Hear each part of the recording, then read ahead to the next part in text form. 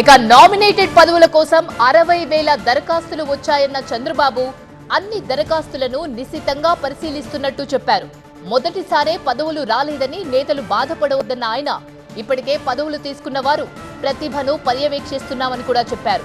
2 ఏళ్ల పదవీ కాలం ముగిసిన తర్వాత మిగిలిన వారికి అవకాశాలు దక్కుతాయన్నారు చంద్రబాబు.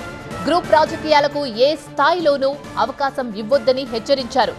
జిల్లాలో ఇన్ఛార్జ్ మంత్రులు తప్పనిసరిగా పర్యటించాలని ఆదేశించారు. 3 పార్టీల నేతలను కార్యకర్తలను కలుపుకొని ప్రజాప్రతినిధులు ముందుకు వెళ్లాలని సూచించారు చంద్రబాబు.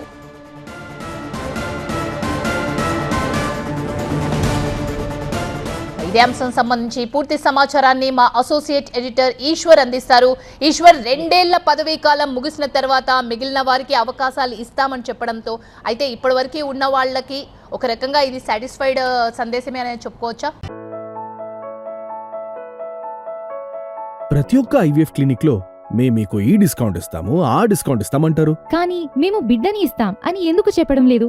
మనం ప్రామిస్ కోసం డబ్బులు ఇస్తున్నామా లేదా తల్లిదండ్రులు కావడం కోసం చెల్లిస్తున్నామా?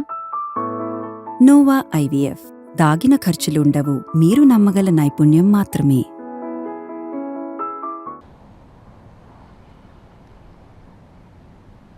ఖచ్చితంగా టీడీపీలో ఎక్కువ మంది పదవులను ఆశిస్తున్నారు. పెద్ద ఎత్తున పార్టీ భారీ స్థాయిలో మెజార్టీతో అధికారంలోకి వచ్చింది కాబట్టి చాలామంది ఆశావాహుల సంఖ్య ఇప్పటికే దాదాపు 60,000 మంది నామినేటెడ్ పోస్టులకు అప్లై చేసుకున్నారు. వాళ్ళలో కేవలం ఇవ్వగలిగితే మ్యాక్సిమం ఒక 1000 మందికి ఇవ్వగలరు.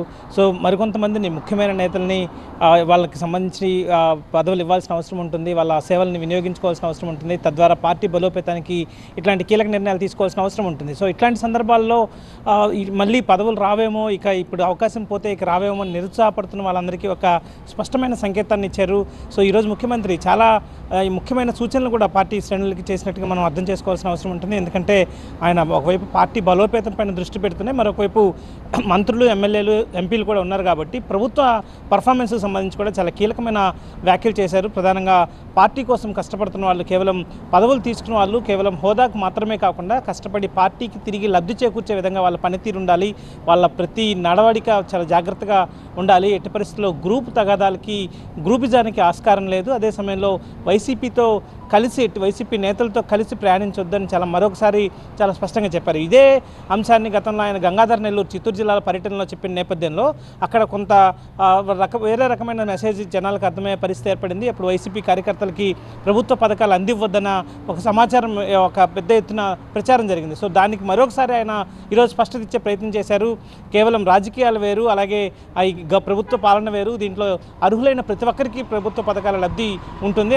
అదే సమయంలో వైసీపీ నేతలతో మాత్రం చాలా స్పష్టంగా దూరంగా ఉండాల్సిన అవసరం ఉంది అని చెప్పి ముఖ్యమంత్రి చంద్రబాబు చాలా స్పష్టంగా చెప్పే ప్రయత్నం చేశారు. అదే సందర్భంలో మిగతా ఇన్ఛార్జ్ మినిస్టర్లు ఎవరైతే ఉన్నారో వాళ్ళందరూ, కొత్త మంత్రులు ఎక్కువ మంది ఉన్నారు, వాళ్ళు ఎన్నిసార్లు చెప్పినప్పటికీ కూడా ఇన్ఛార్జ్ జిల్లాలకు వెళ్ళి అక్కడ పార్టీ కార్యక్రమాలను కానీ ప్రభుత్వ కార్యక్రమాలను కానీ కోఆర్డినేట్ చేయడంలో కాస్త ఆలస్యం అవుతుందన్న రిపోర్ట్ అయితే ముఖ్యమంత్రి వద్ద ఉంది. దీంతో ఈ నేపథ్యంలోనే ఖచ్చితంగా ఇన్ఛార్జ్ మంత్రులు మరింత వేగాన్ని పెంచాల్సిన అవసరం ఉంది.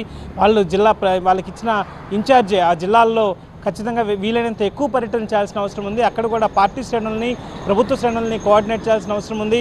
సో ఇట్లాంటి విషయాలన్నింటినీ మీరు అన్ని దృష్టిలో పెట్టుకుని వేగంగా ముందుకు వెళ్ళకపోతే మళ్ళీ అనేక ఇబ్బందులు వచ్చే అవకాశం ఉంటుందని చెప్పి ఇన్ఛార్జ్ మంత్రుల బాధ్యతను మరొకసారి ఆయన గుర్తు చేసే ప్రయత్నం చేశారు. అదే సమయంలో ప్రభుత్వ పథకాలకు సంబంధించి చాలా కీలకమైన పథకాలు, పీఎం సూర్య గారు లాంటి పథకాలు రావడం ద్వారా అది ఒక విప్లవాత్మకమైన మార్పులు తెస్తాయని ముఖ్యమంత్రి భావిస్తున్నారు. నిన్న అసెంబ్లీలో కూడా సుదీర్ఘమైన ప్రసంగాన్ని దానిపైన చేశారు. అందులో భారీ ఎత్తున సబ్సిడీ వస్తుంది.